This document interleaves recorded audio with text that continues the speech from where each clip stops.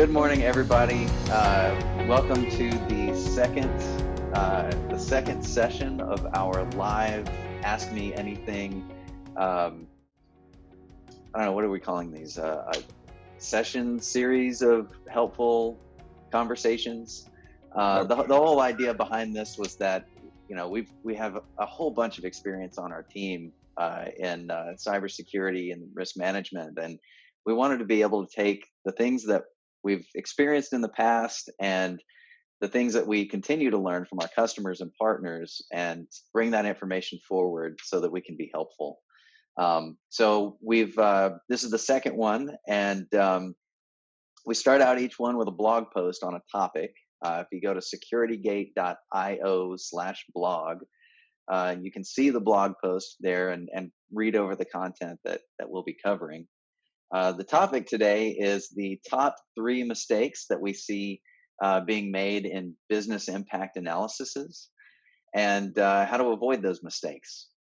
The idea behind these sessions is that we want them to be quick. We don't want you to have to carve out lots of time on your calendar. So 20 minutes is what we're aiming for. We're going to take the blog post and we'll kind of follow through that. And then with whatever time we have remaining, we'll jump to our audience and take some questions.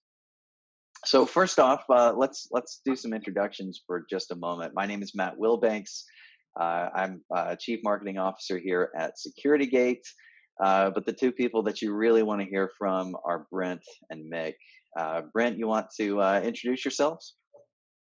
My name is Brent. I work for SecurityGate, cybersecurity engineer, SME. Been with the company about running on 3 years now. Work Awesome. closely with my compatriot here, Mick.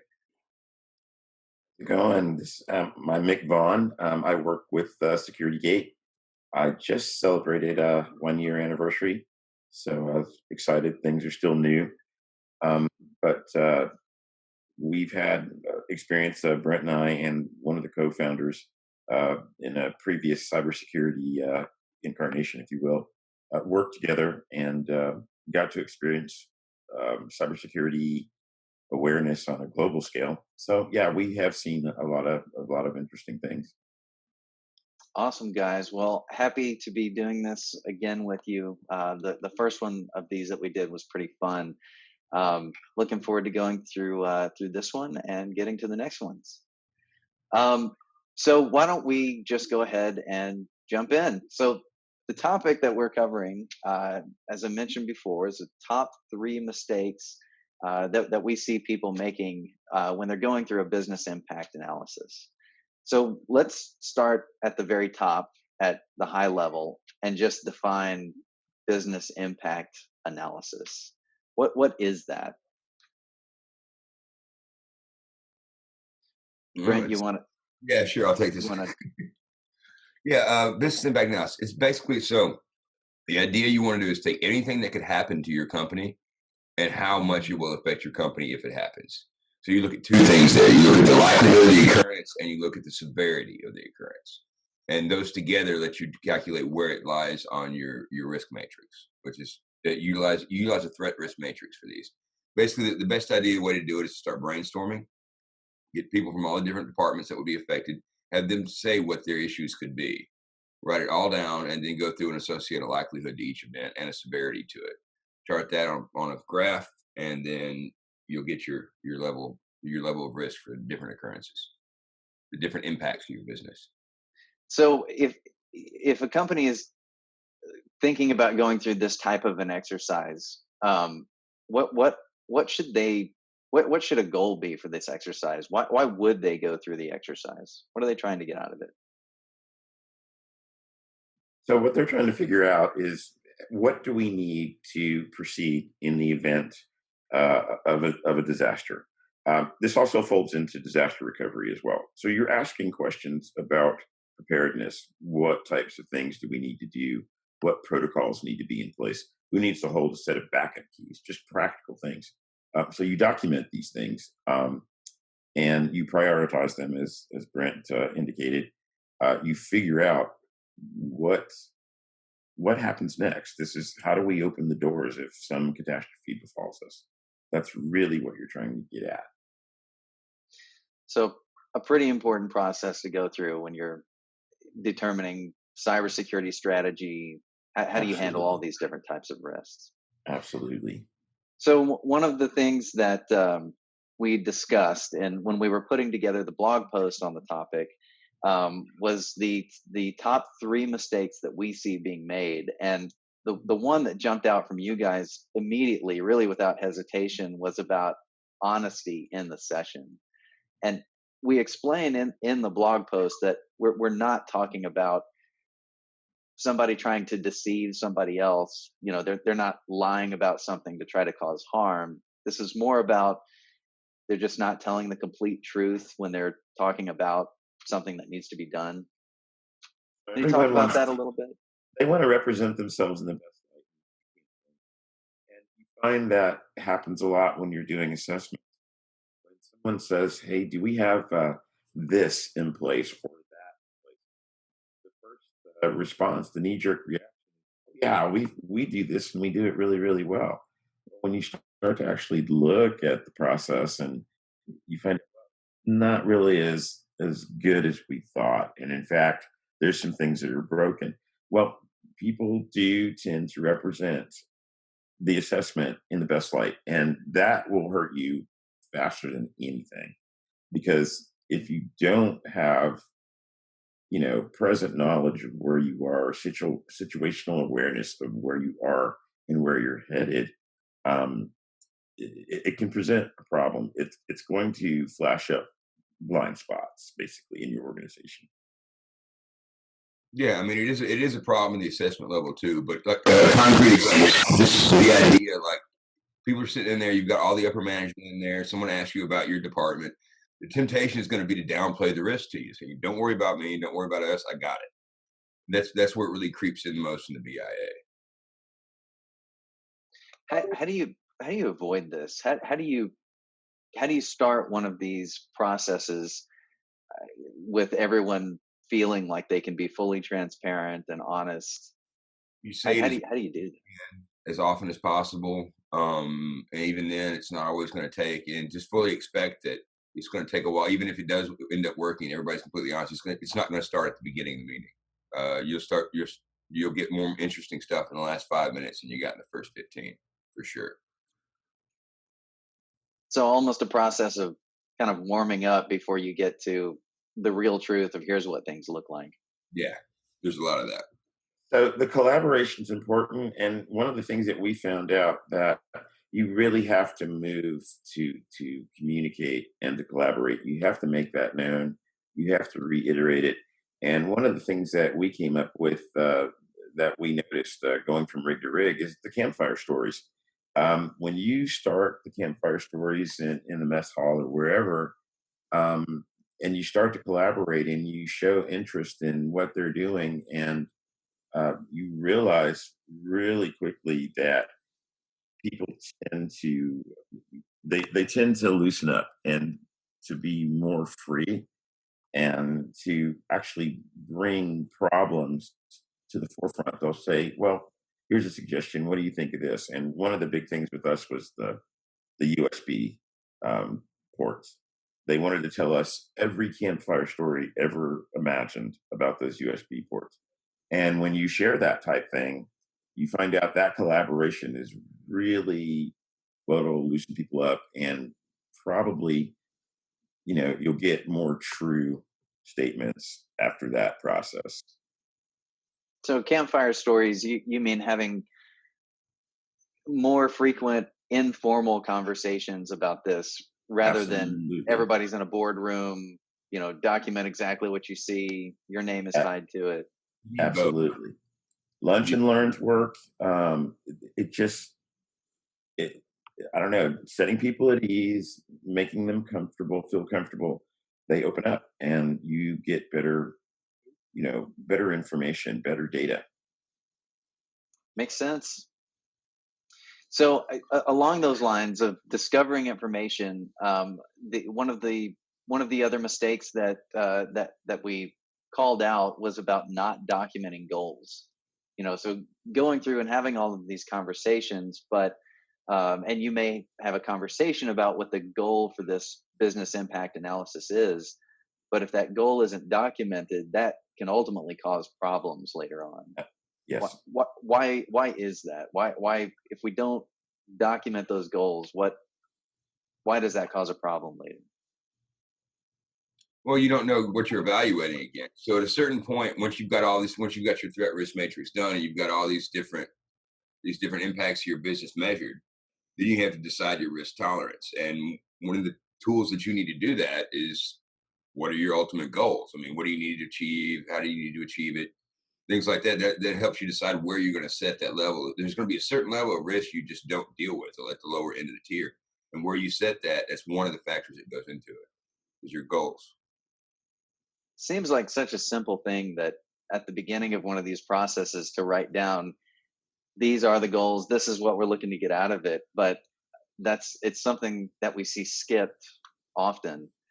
Um, They don't write down the goals. They don't communicate the goals. That's the other key. Everything, the communication in these risk programs, because everybody needs to let you know where they are as far as their gut check for risk tolerance. And without documenting and without communicating, you're not going to know. So it's really really important. The communication collaboration. and we could see where this not documenting the goals so that you have something to follow up and measure against later, not communicating goals. It's easy to understand how in a big company with lots of people that could cause lots of problems down the road. But is it only a big company thing? If you're a one or two or three person risk management team, can you get by just having the conversation? Is it still important to document this stuff? You still have to document it. I mean, otherwise, you don't really have. If you don't have any documentation and you know where your goals are and metrics to get there, how will you know if you're making any movement towards progress? For sure. You Little would bit of a softball question there, but you wouldn't need it for that worth instant. pointing out the obvious fact. You'd want it later to measure against. Say that again, Brent. I'm sorry, I You missed that. you actually would need it for that particular BA, but you will need it later to measure against. Yeah, it can be done without it. It's not good to do it, because when you do another one later, you need to see how your goals have changed. So I oftentimes in these types of uh, sessions processes, a goal coming out of this is going to be where do we focus our efforts. We've come up with a list of these are the things that we need to work on. Now how do we decide how to prioritize that? Where do we focus? And in understanding where to focus, you kind of need to understand the risk tolerance of your company, of the leadership.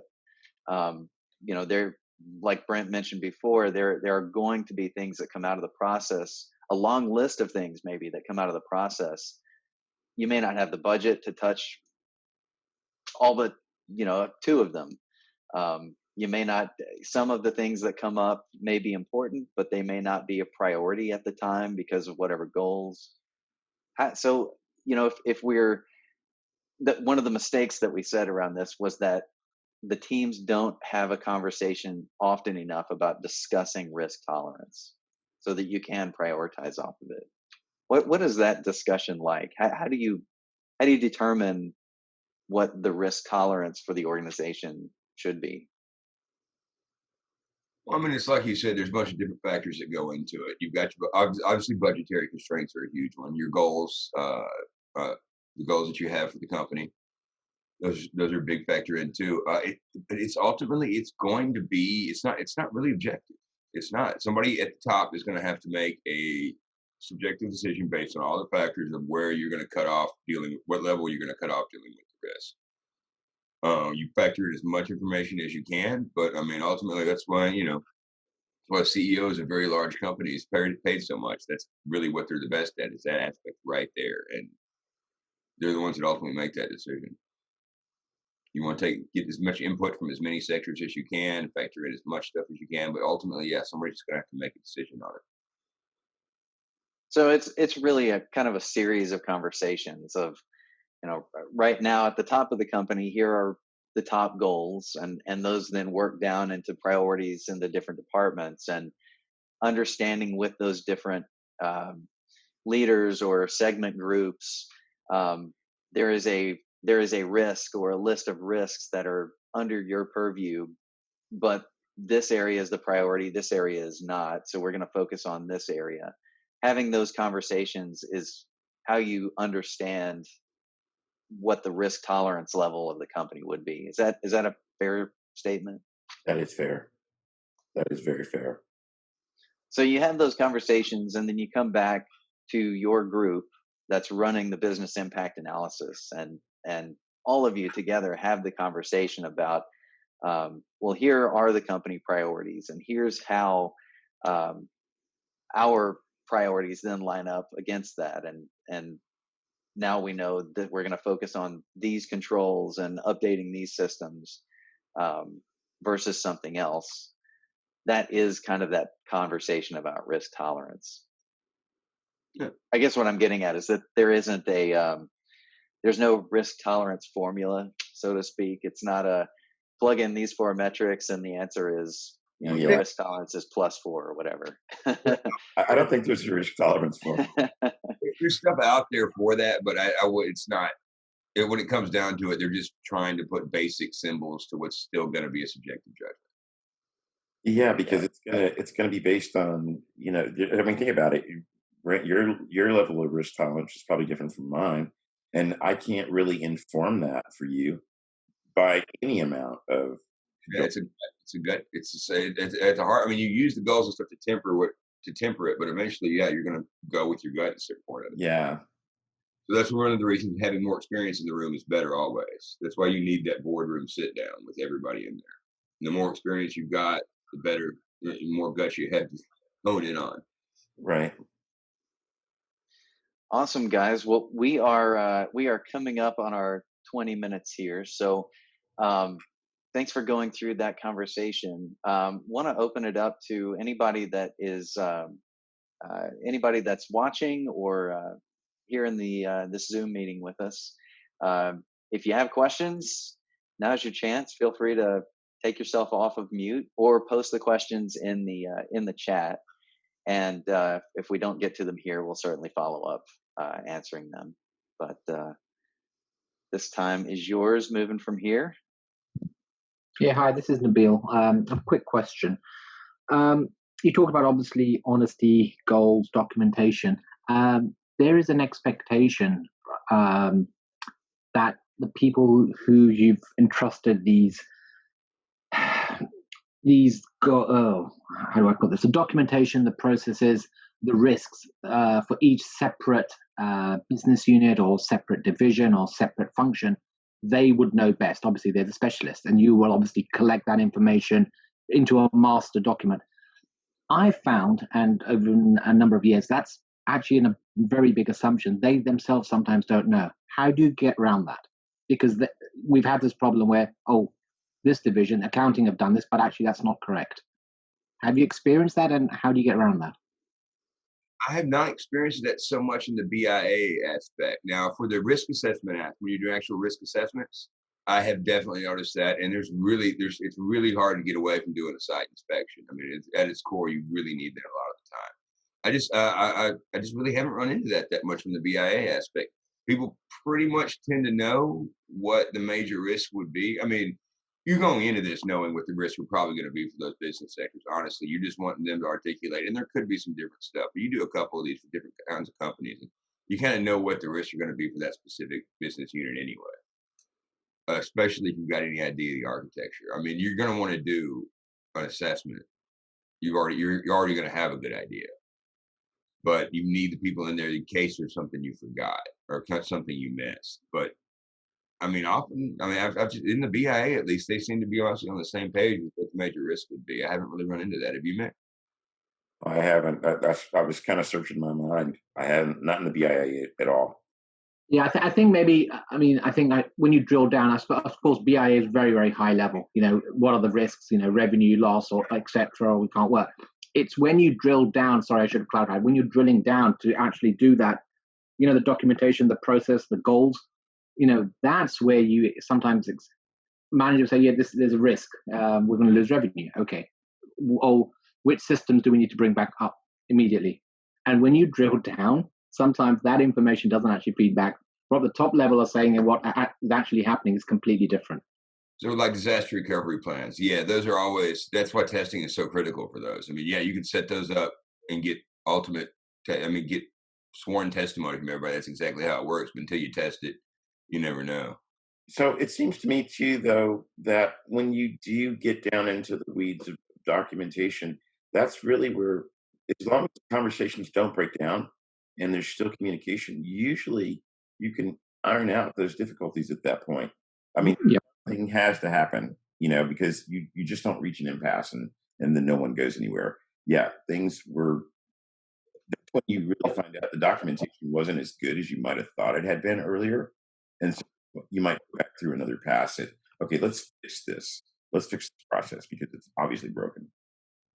So it sounds like if you are having to trust other people to give their expertise and give you the answers to different assessment questions, identify what the risks are, and then later on you start realizing that maybe their expertise wasn't as high level as you thought it was, then Yeah. The only real way to come around with that is to continue reviewing that information, reviewing the assessment and going back and saying, is there a remediation process that's needed? Using that assessment maybe even to identify when you have a certain level of talent in an area that isn't quite as high level of a talent as you thought. Right. Thank you, guys. Sure thing. And to that end, also, I mean, there's some other stuff too that like you said, you're trying what needs to come up, what else needs to come up. Part of that stuff you're going to find in assessment. I mean, you need to have your data flows documented. Once you get that stuff, you can kind of spot check against it with that as well.